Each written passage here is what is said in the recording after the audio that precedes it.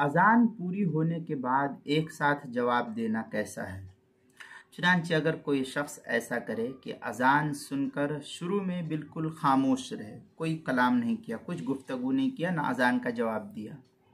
لیکن جب مؤذن اپنی اذان کو پوری کر چکا اور پوری اذان دے چکا ہے تو یہ ایک ساتھ سب کلمات کو دہرائے، تو ایسے شخص کو بھی جواب کی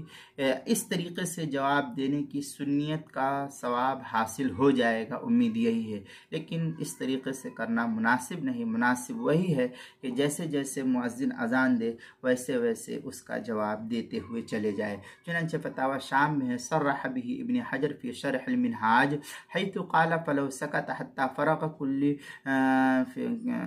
کل الاذان ثم اجاب قبل فاصل طویل کفا فی اصل سنت الاجابت کما ہوا ظاہر۔ اس طریقے کی عبارت فتاوی شام جو زکریا بک ڈپو دیوبند کا ہندی نسخہ ہے اس کی دوسری جلد صفحہ 67، اور بیروت کا چھپا ہوا نسخہ فتاوی شامی کا اس کی دوسری جلد صفحہ 62، اور کتاب المسائل اس کی پہلی جلد صفحہ 258 اور 259 پر اس کو نقل کیا گیا ہے۔